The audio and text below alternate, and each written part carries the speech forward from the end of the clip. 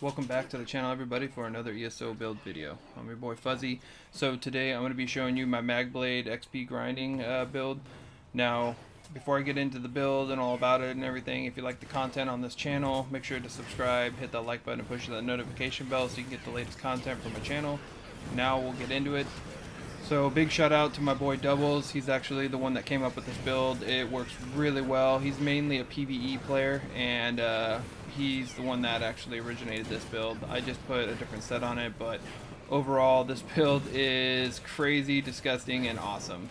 This build pumps out a lot of damage. We have infinite sustain on here. You pretty much will never run out of resources as long as you keep your damage buffs up. It's pretty crazy. Like the survivability, you can solo anything on this build. We're in almost all training gear. It allows you to pretty much run anything by yourself or with a group. You can carry people through. It hits really hard, and the survivability is amazing. But before I get into that, we'll just let it finish out, and we'll go right into the build in a second. Alright, here we are. Let's go into the character sheet. So these are our unbuff stats. Not bad. We are a Dark Elf on this race. We have 64 points in the Magicka. We have good Magicka health and stamina with good recoveries. We have 4256 spell damage, which goes way higher. We have 51% crit, which is really nice. We have good survivability on this build. We hit really hard, and this thing is nasty and awesome to farm with for your XP. So we're running the Thief Mundus Stone. This is going to increase us and get us up to 51%, which you want to be at. Higher crit. I've tested out all the Munduses. This one performed the best. We are Be with Sugar Skulls for our food. This is going to give us max stats all around, plus a little bit of health recovery, which helps out while we're fighting the big, massive ads. Mainly, I run this build in Skyreach. For our inventory, we're going to use Essence of Spell Power, but you don't even actually need these. I don't even use them, actually. This build hits hard enough, so you actually don't need those, but if you want to, you can run these to get even higher. We will use one real quick to buff up. So this is without proccing anything else. We're at 5107 with 51.3%. You can get a lot higher, but this makes it easier for damage and all that stuff. You really don't need it though. You'll go even higher than that. Alright, for our first set, it's going to be Julianus. You don't need Nirnhone. You can go with Precise on here. You don't need the weapon damage enchantment either. You can use a Flame or Shock damage enchantment on here. This set gives us Spell Critical, Max Magicka, Spell Crit, and then 293 spell damage.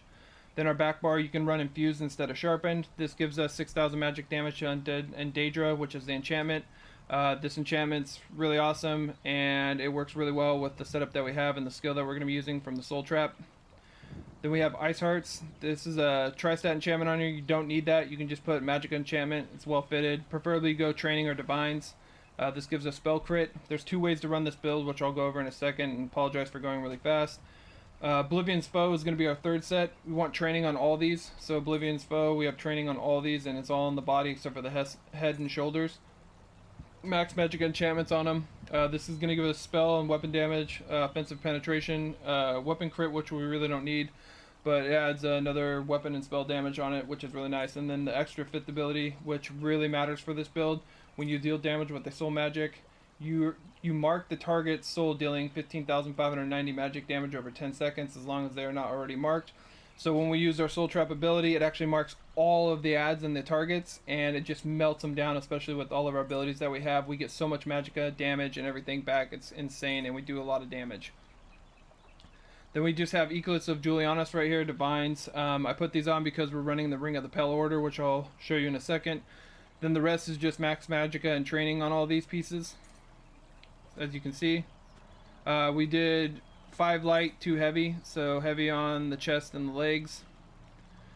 Then we have Necklace of Julianus Infused, just blue rings, not even that high up, and spell damage on both of these. Actually spell damage on everything. And then we have Ring of the Pale Order. This is the best way to run it. You can run it solo like you saw me, and you can just absolutely annihilate everything and run through a lot of XP, or you can take people with you. Now if you don't have the Ring of Pale Order, you can put on another Ring of Julianus. So you put on the ring, then you'll just go up and you'll take off the Equalets of Julianus, and you'll put on just another Ice Heart light. If you have Ice Heart, you can use whatever monster set you want. But preferably, if you go with Ice Heart, it works really well because it will give you. My thing is lagging so bad. I apologize. But it will give you actually a damage shield every time. You have a 20% chance to get a damage shield every time you crit, which is really nice. It absorbs a decent amount of damage, and it does a little bit of damage for you. So it's a really good set. I would say go with this one. This would be your best option if you don't have Ring of the Pale Order. Now let's go into our skills. Alright, for our first ability, running Merciless Resolve, this is really nice. This is going to give you a Spectral Bow every time you do 5 light attacks or 2 heavy attacks. It does a good amount of damage. Really not too worried about this ability though, because we're doing a lot of AoE and we're just grinding for CP, especially in like Skyreach and stuff. Then we have Inner Light to give us that crit and a little bit of extra Magicka on our front bar. Then Necrotic Orb. This is really good AoE damage. It does a good amount of damage. It shoots out and it hits like all the enemies, tethers them to them. It's really, really nice and hits really hard. Then we have Swallow Soul. Swallow Soul is really nice. This will give you a heal back and does a good amount of single target damage. These are your spammable abilities for your single targets, but you really don't even need them half the time. Impale, this is just an execute. You can switch this out. This is a flex spot. You can put whatever else you want here. Completely up to you. Whatever you'd like, it's optional. Then we have Soul Harvest. You don't have to run this one if you don't want to. You can actually use let's see here, where is it? Destruction Staff. You can use Elemental Storm if you want on there. It's completely up to you. I don't even have that leveled up on this guy because I don't use it, but apologize for that. But Soul Harvest or Elemental Storm, up to you, whatever one you want. Then our back bar, these are the important ones. This is really what kills all these ads and stuff, as you saw in the video. So Unstable Wall of Elements on here does a good amount of AoE damage, area of attack. It's really nice. Then we got Twisting Path, another AoE damage. Does insane amount of damage when they're both stacked up. Then you have Elemental Drain. You can put on single targets, but mainly you can just put it on whatever ads you want. You really don't even need it that much. And then we have Soul Splitting Trap. This is the main ability on this build right here. You need to make sure you apply this to at least 1 to 2 of your ads in the group. It will chain reaction to all the ads in the area, and then it does an insane amount of damage. Plus, with the enchantment that we have and the set we're running, it's like 30 to 40,000 damage to all the ads. It just absolutely nukes and melts them. It's really, really nice.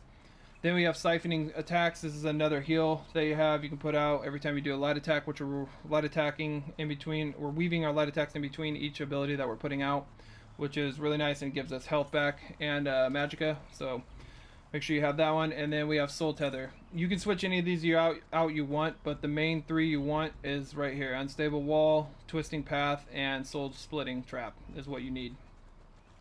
Soul Splitting Trap because it's going to go to every single enemy around them. It just spreads. Then the last one is Soul Tether. I use Soul Tether, but you can use the Destro ulti if you want. You get the Destro ulti back pretty fast, but same with Soul Tether, especially with the passives we get from the Nightblade. Soul Tether works really well, and it hits really hard and gives you health back. Alright, now let's go into our champion points. You can switch these around how you see fit, but I put 40 into Eldritch Insight. We have 40 into Precision to get us that crit. We have Fighting Finesse, which is on our champion bar, 8% into there for critical damage. Then Extended Might, we have 40 for Offensive Penetration. We have 40 into Flawless Ritual. We have 30 into War Mage. Then you can switch this around and you can go with Deadly Aim. I left it with Deadly Aim because it increases the Soul Trap.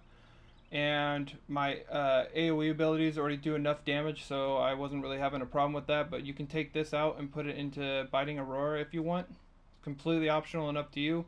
So you can just go all AoE and damage over time, completely up to you. But this buffs all of our attacks, and then this one right here, Thaumaturge, increases our damage over time with our Soul Trap, which is our main ability that we're going to destroy everything with on this build. So it's up to you what you want to do, but you can run that. And then we also have Untamed Aggression right here. So if we look at this, it's Fighting Finesse, Deadly Aim, Thaumaturge, and Untamed Aggression. That's for that tree. Alright, for a red tree, this one I have set up a little bit different. You can change these around. We have 30 into Tumbling just for the roll dodge, 30 into Mystic, reduce elemental stats effects against us, and then we have 40 into Health. We have 16 into Hasty for our sprint speeds, faster we can run. And then reduce cost, we have Sprinter, 20 into there. And then one of our main ones, which is really important, siphoning spells. We get 1500 magicka every time we kill enemy, which is really awesome. We never run out of magicka. You could spam all your abilities with no light attacks if you wanted to, continuously, and you would never run out of magicka. It's insane. It's awesome. It's a really good ability. That is a must-have. Then rejuvenation. This gives us health, magicka, and stamina recovery by 150. You can actually take these out and put them into right here, bloody renewal, restore stamina. So you get magicka and stamina back if you want. I just preferred and left them in here. Really wasn't a big deal to me.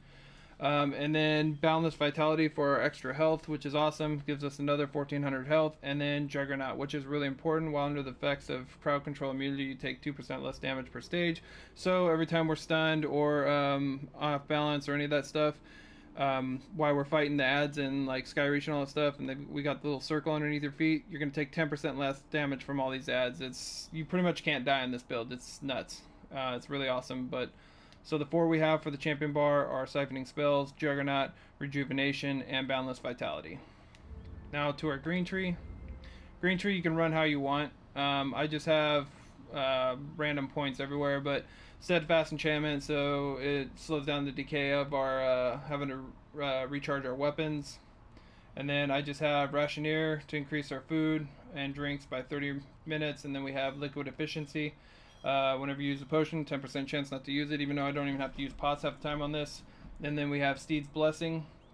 These are the main 3. I have this because I use this character actually in Cyrodiil for ganking, but honestly just Steed's Blessing, liquid efficiency, and rationeer. And then you can actually take some points out and put them into also I'm on vampire on this build, and you don't need to be vamp, but you can see that I'm not dying on the build, which is awesome.